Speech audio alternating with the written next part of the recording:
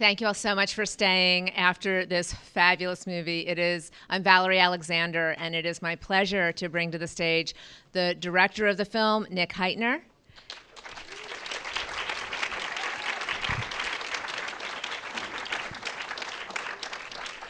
And the star, Alex Jennings.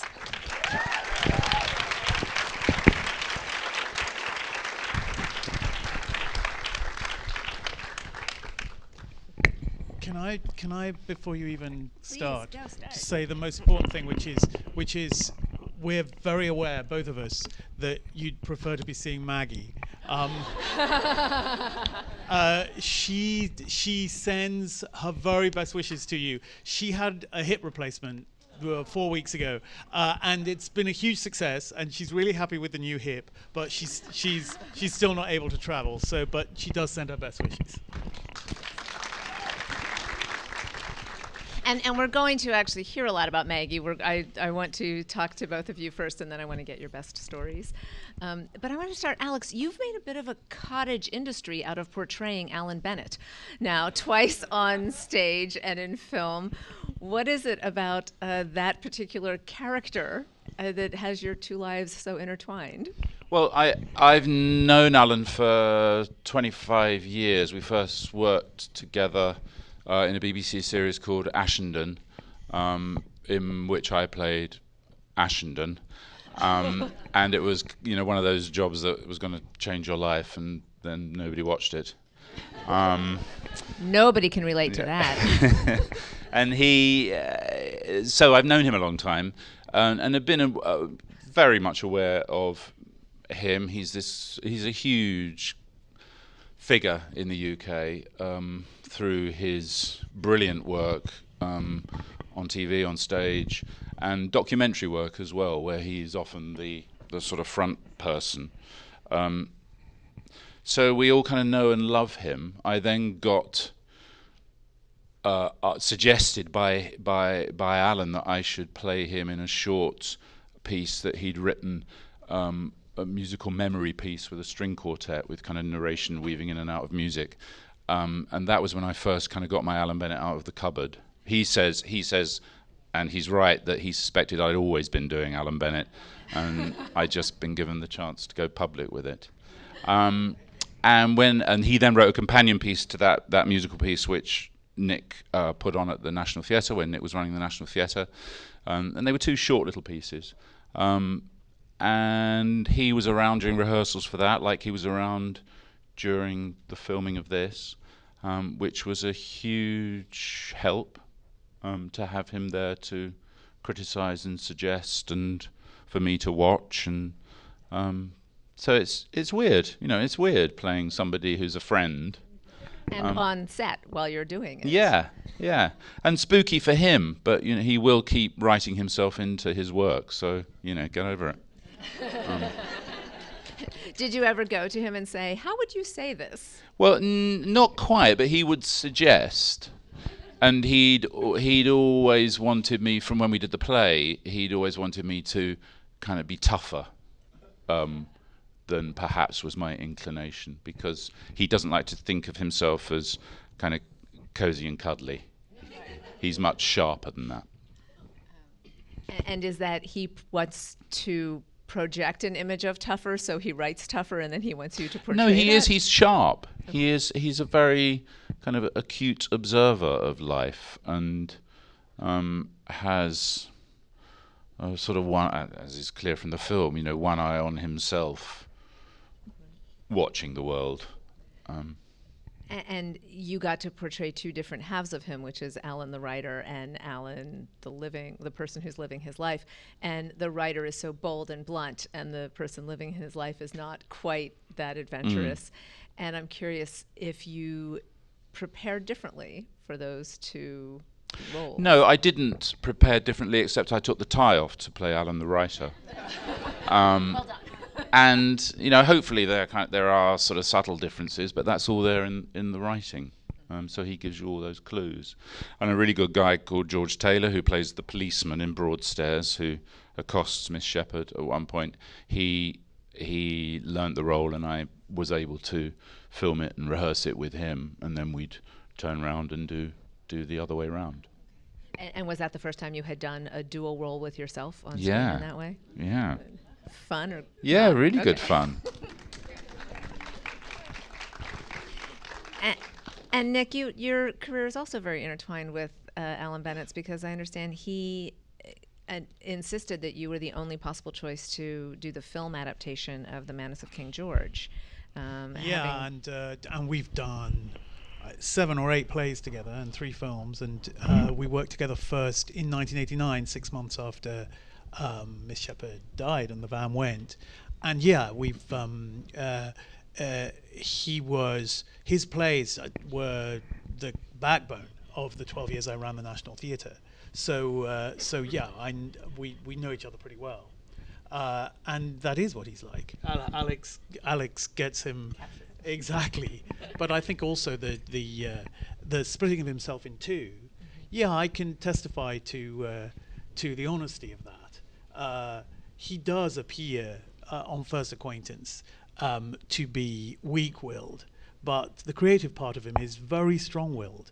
And I think this split personality that is a holdover from the play. The play was written in 1999. We did it in the West End, the only one of his plays that we did not do at the National. 2 actors played Alan. Obviously, Alex playing both is a kind of even better solution.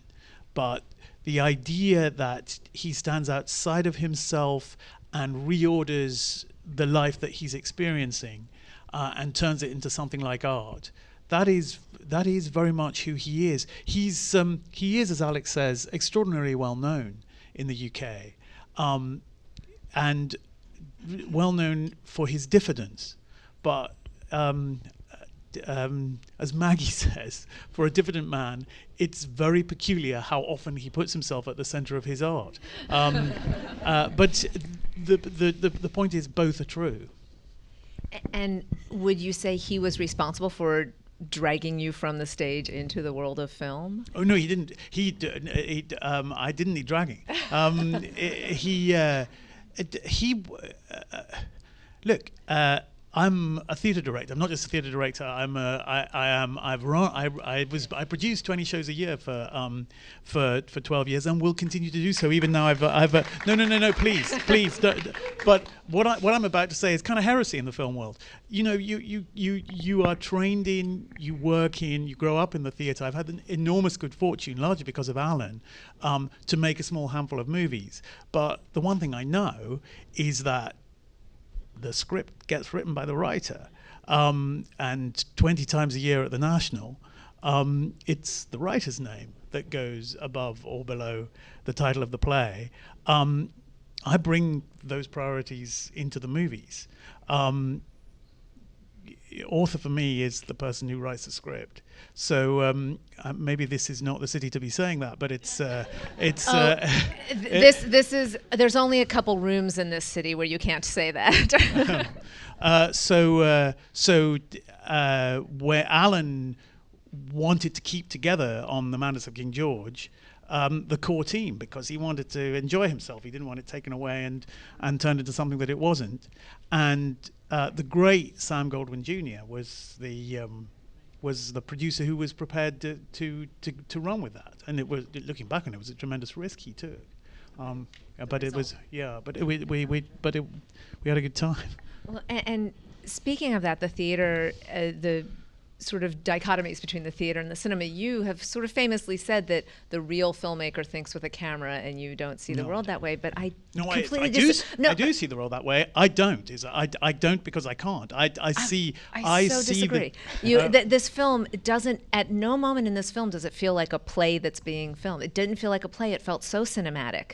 Well, it's great. That's really kind of you to say so. My process though is I can stage a scene in. Alex will testify to this. I can stage a scene in 3 dimensions. I can imagine a scene. I can imagine a scene in the round, as it were. But I then have to work out how to shoot it. But I know colleagues who can already see how it cuts together or where the camera moves within it. as they stage it, as they imagine it. It's just not. It's not how I think. It's just it comes in a different order. I was going to ask, what visions did you have to open it up so much from stage to get it? Because she goes to the shore and she rides the merry-go-round. In a way, I think that's less important because she does go to Broadstairs because Miss Shepherd used to go visit her in Brighton. Actually, her brother lived, but Brighton is very 21st century now, and Broadstairs has not changed. And it's a similar kind of retirement South Coast town, but that's essentially. That's just a little bit of fun. The movie was largely shot in and around Gloucester Crescent, the house Alan lived in, the drive the van was parked in, and I think it was less opened out really than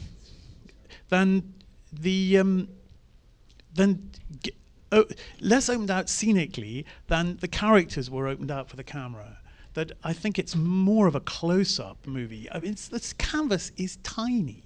The canvas of this movie is really, really small. It's somebody's study, his desk, the view out the window, the drive, the van. The decision we took early on was not to try and disguise that, and that it's much more about getting close to and allowing Alex and Maggie in particular to reveal themselves to the camera than it was about pretending that this was a story that happened elsewhere than 23 Gloucester Crescent. Right. So I think it's 15 years ago we did the play, and mercifully none of us, Maggie included, remembered it very well. So we were able to start again. Occasionally when we were doing a scene, I remembered where a laugh went, and that was quite useful because you have to shoot around that. But essentially, it was allowing specifically these two great actors to reveal themselves to the camera and not worrying. I mean, this set, Gloucester Crescent, is 3 minutes from my house. So I've lived there. I've lived in that neighbourhood for more than 30 years. This was not one of those movies where the director and the cast come with war stories about, trudging through Arctic ice and all that. Right. A cup of tea, go to the set. That's right.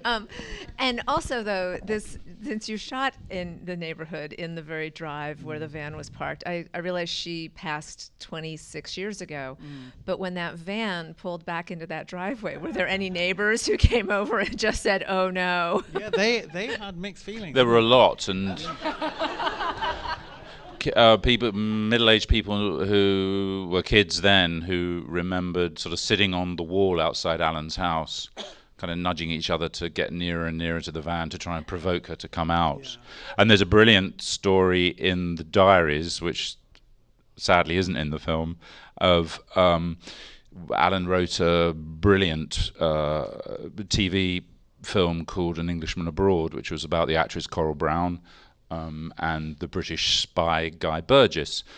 Coral Brown played herself in the movie, and she was then married to Vincent Price, and they visited Alan in the house, and Alan says they never commented on the fact that there was a yellow van in the driveway. Well, and the smell, apparently. And the smell, which everybody talked about. And as they were leaving, saying goodbye to Alan, there was a big bang on from inside the van. "Keep that noise down!" Terrifying Vincent Price. The sort of having known the story for many years and known Alan, for all of us, filming it in the house where it all happened, with the van in the driveway, the claustrophobic ghastliness of it. It was quite extraordinary. You'd open Alan's front door, and the van was there where you are, and you'd have to go round it to get out into the street. It's an incredible story, that he thought she might be there for a few weeks, a month or so, and she was there for 15 years. It did look like that. I used to walk past it all the time and had no idea what it was. And she used to be there outside the van a lot. She was a well-known figure in the neighborhood. Oh. And I seriously used to think, it was before I knew Alan, I knew where he lived. Does Alan Bennett keep his mother in a van? I mean, it's a... and I was working with him on the first play we did, and I found out about what the van was when he published his diaries in the London Review of Books. I found out about it at the same time as everybody else. He says that people simply didn't used to ask.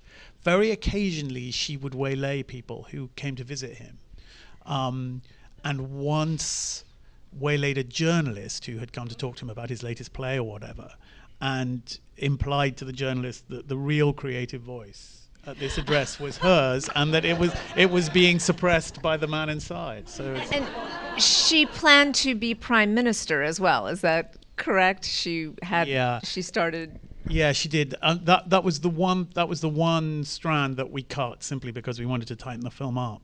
But she did. She bamboozled Alan into typing out her election addresses, and she founded a political party, the Fidelis Party, which was violently right-wing. And this is a very liberal street, as you can see. These are, I mean, her politics must have horrified them more than anything else, really. She got him to put in her nomination papers, and she wanted to stand for this party in the local constituency, but she gave up because, and this scene I hope will be in the DVD extras, but she ran into the Virgin at the bus stop, and the Virgin told her that Mrs. Thatcher was doing better than she'd expected, so Miss Shepherd didn't need to continue with her candidacy. So the campaign was and all her papers are now, Alan has given his archive to the Bodleian Library, which is like the library of Oxford University, and it includes all of Miss Shepherd's papers as well, all her pamphlets, her bus pass, and as he says, she would have thought that was absolutely as it should be. Yeah. Well, this is Mary Margaret Shepherd is a woman who scared Vincent Price, and who was this force of nature. How would she have felt about Maggie Smith portraying her on film, and how would she have felt about the portrayal? Well, I mean, she was armor-plated. We bill it as a mostly true story. The thing that is most untrue about it is that Alan speculates about her inner life, but throughout the film, when he departs from the truth, he argues with himself about it. So she never gave a glimpse to him of all the stuff he found out about her in the weeks following her death. Her past was a mystery to him and to everybody else in the Crescent, although she did occasionally speak fluent French to them, mysteriously. And she was phobic about music. And it was her brother who he found in more or less exactly the way we show in the film. She left in the van an envelope addressed to Mr. Bennett, if necessary, with instructions for her funeral, and also including the address and telephone number of her next of kin. The brother told Alan about the accident, about her past attempts to become a nun, and about her musical past, her time in Paris in the 30s studying with Alfred Cortot.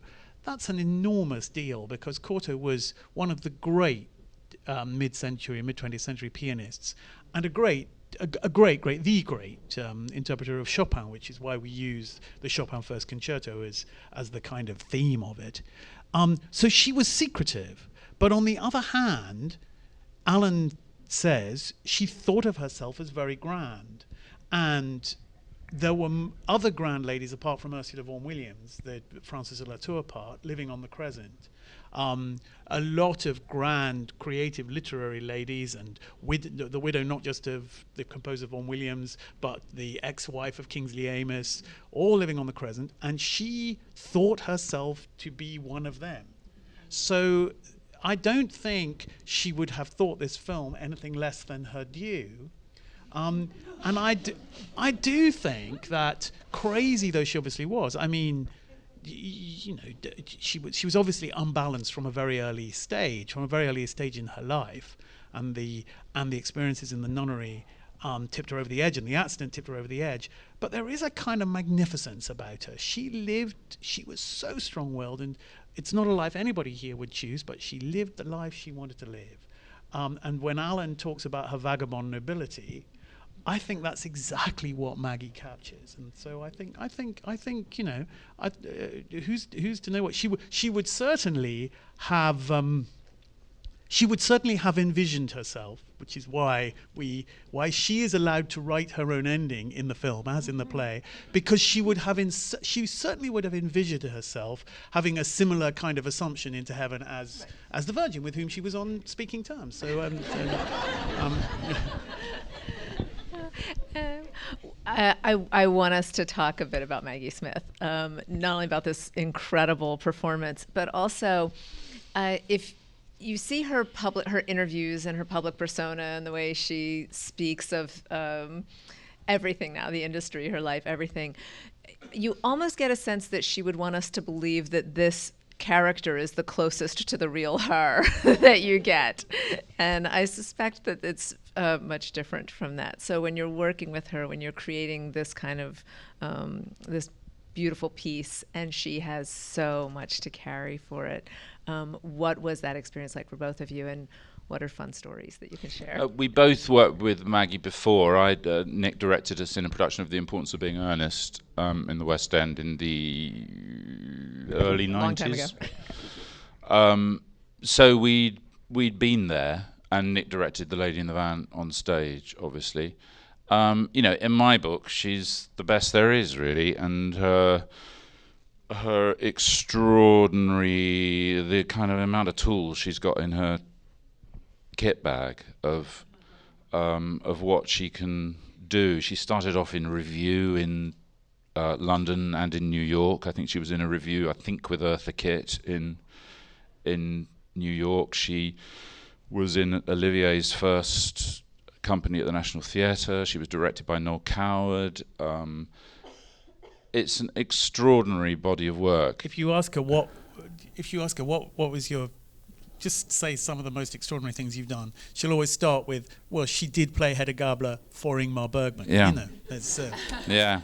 A famous, legendary production at the National Theatre. And she tells a story of Tennessee Williams going to see that production of Hedda Gabler at the National Theatre, which was at the Old Vic then, I think. Yeah, it was. Yeah. And she became aware of this really insistent, characteristic laugh all the way through her performance as Hedda Gabler. And he went round to see her afterwards and said, "Why were you laughing, Tennessee? That woman is so unhappy." That's right, isn't it? So bored. Yeah. So bored and unhappy. So you can't, you get those stories before Nick says action as well, which is quite good.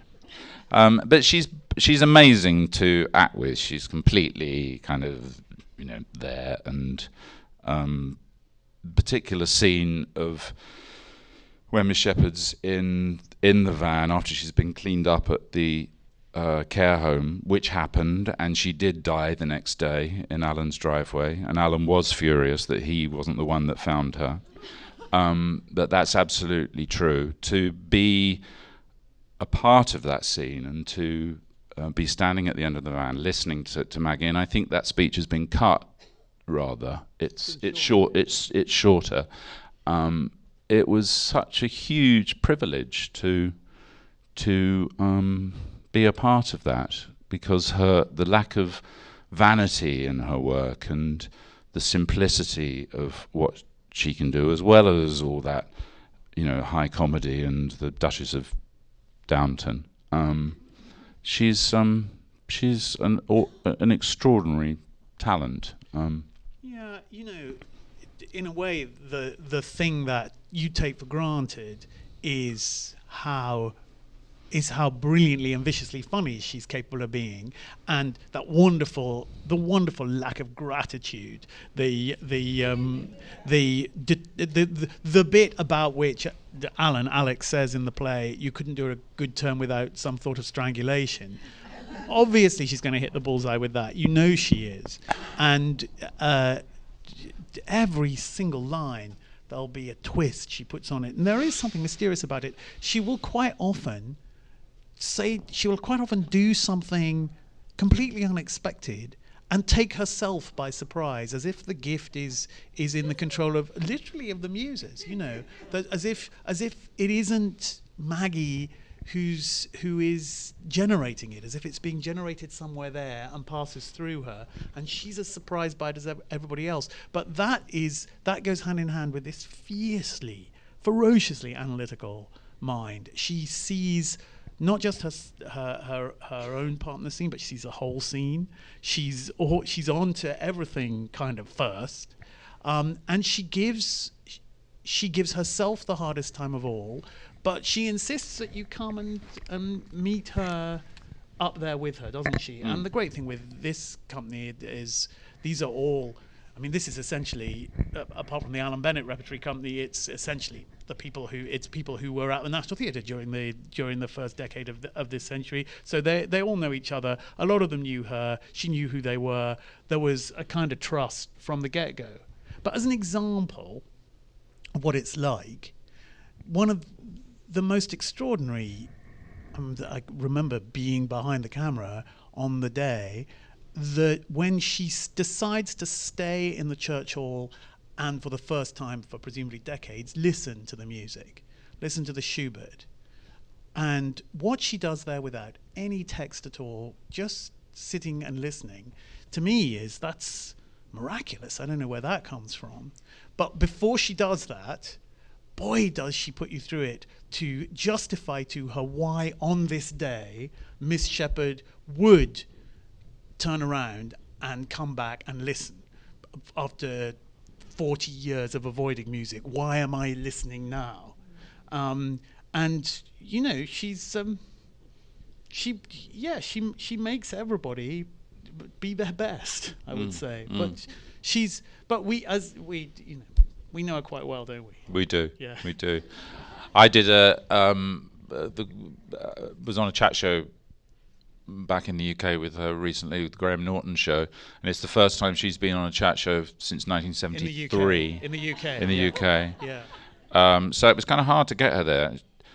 She sort of loved it, but there was one point where Graham said, "So what's it like working with Maggie Smith? Is it intimidating?" And I said, "Well, no, it's not intimidating, liar," she said. But it's not. But it's challenging, and it makes you want to be better, really. I think that's the finest quality that anyone can bring to any workplace, but particularly an actor, having that kind of confidence and generosity at the same time. So actually, we also know you probably have some questions as well. So I always love the first hand that shoots up. That's always going to be a good one. So go ahead. I wanted to know, just curious, where did she have money? How did she have money to pay the policeman? She certainly had money. I don't know how she had money, but how did she have money is the question. Yes. No, I know how she had money.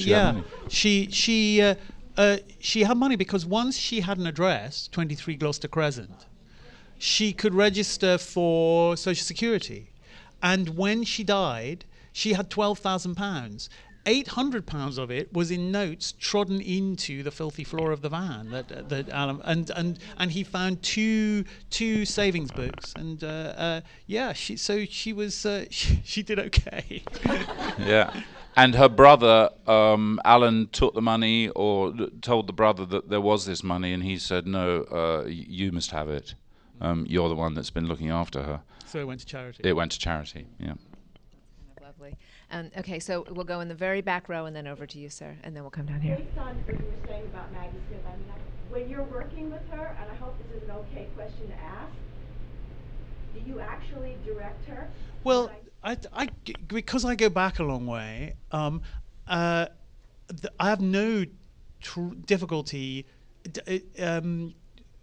saying whatever it feels necessary to say. But as you know, directing an actor, there are as many different ways of there are as many different actor-director relationships as there are actors and directors, and there are very few directors who seem to me to earn the right to make actors act in their way. I mean, fingers of one hand. One of the first things it seems to me a director has to do is discover quickly, intuit or discover the different ways all the different actors in the room or on the set act. Well, you don't have to tell Maggie how to get a laugh, but absolutely she wants to know what the scene is doing, where it fits in the general scheme of things. You do need to be ahead of her. You do need to be on top of the material. 3 weeks before we started, she said, "You won't let me demonstrate too much, will you? You will tell me if I'm pushing it too hard." But I know she's given. I think. Well, I remember. I think her telling me that Gielgud, the great Sir John Gielgud, who she worshipped, complained for the last 25 years of his career that there were no directors left who dared say to him, "Stop doing that, John, you're just doing Gielgud acting." That, in a way, that's all you're there for. I mean, boy, oh boy, you don't have to tell her how to act. You do not have to do that. But, I mean, if she's...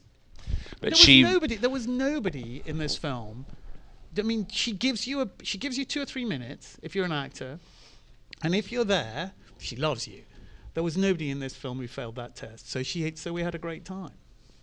There's a most brilliant bit that she does, amongst so many, where a fantastic actor called Sacha Dhawan plays the doctor who comes to visit her in the van, and she has a line about, "Is it a man doctor? I don't want to see a man doctor." The window opens, she sees not only... And it's so truthful to how this terrible woman, not only is he a man, but he's Asian. And she does something, she doesn't shy away from that, the racism of the woman, the appallingness of the woman. And she does it with, the slightest flicker of something. Nick directed a few years ago a 50th anniversary gala at the National Theatre, and Maggie did a monologue from the Beau Stratagem that she'd done in 1971 at the National, directed by Bill Gaskell, and she was just alone on stage at the National Theatre doing this monologue, and she did it with such simplicity. It was kind of breathtaking. Wonderful, simple piece of acting. She then saw afterwards the director, Bill Gaskell, who directed her in that role, and he said how fantastic she was. And she said, "Well, I was remembering the notes you gave me in 1971 to be simple and not do bells and whistles." By the way, I think it's on YouTube. Just put in Maggie Smith Hay Fever, because there is a scene from the 65, 66 production of Hay Fever, which Noel Coward himself directed, which is jaw-dropping. It is. You cannot believe that. You cannot believe what it's. The degree of comic skill is just beyond anything you've ever seen. I think it's on YouTube. Anyway, have a look, because it's only a 3-minute scene, but it's a 3-minute treat.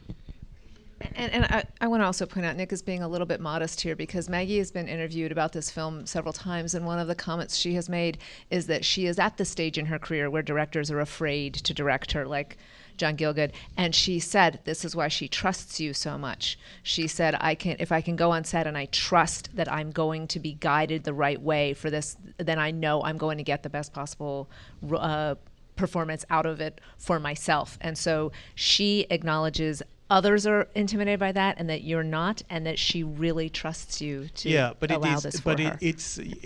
She's incredibly generous, but it's as I say, my experience running a theatre was that really, fingers of one hand, the directors who have the right to say, your process must be my process. I just don't believe in the real world that's useful. Maybe if you're Brecht. Yes. We had one over here, but I guess he has it no more. So there was somebody also right down here. Okay, we'll go over here, these two women. Go ahead. And Beautiful. Thank you both. It's so lovely and special. I was wondering, because it isn't really in the script, if there was any exploration about the inner life and the psychosis of the character and how she got to be living on the streets, why she had to be incarcerated. so the question is about the inner life of the character and how she came to be living on the streets and why. You worked with her on exploring that aspect. We went with the information that we had, and the film's concern is the 15 years that she was there. So the film's concern, because he didn't have enough information, was exactly how she got there. But yeah, with what we knew, with what we knew and what we knew she was before she tipped over the edge, yeah, we did think about that. But we weren't making a film about mental illness. The strength of her will, her determination to live the way she lived, the fact that her story says, in a way, no more and no less than anybody you pass in the street, however desperate they are, they once had a future. They have a story. This woman's story at the time we meet her is that she's absolutely determined to live this way. She doesn't think she's mad. This isn't in the film. She very much didn't think of herself as, she used to talk about the desperate poor, who she thought were some way beneath her. She was haughty. So yeah, we talked about how she got there, but it's not really how Maggie works. And it's as an analysis of mental illness, the film is there are other films and other plays that are more concerned with that than this is. And you get our very last question. Well, it's in relation to what this woman just replied about. The homelessness that's happening in America, is it also prevalent in Britain now? Mm-hmm. And was that an influence when you were researching, and were you incorporating that as a statement in your shooting? So the question is the homelessness in Britain similar to the situation in America, and were you incorporating that as a statement into the film you were shooting? There are an awful lot of people on the streets in the big cities of Britain. Honestly, the concern of this film was to tell this story, and to tell it without pretension to making a larger statement. But having told it as honestly as we can, this story of this woman in this street where they felt themselves, and in that neighborhood, I think, in this little corner of North London, still, it's a very, very particular, creative, liberal neighborhood where people feel themselves to be more fortunate than they deserve. So she sniffed out that street. And she planted her flag there, and that relationship in that drive, in that van, was what we told. If that has echoes now, I'm thrilled, but I can't pretend that that's what we were making a film about. I can't pretend that, but I'm thrilled that those resonances are there. Well, I want to thank you both so much, both for this film and for being here tonight, and thank you all for staying.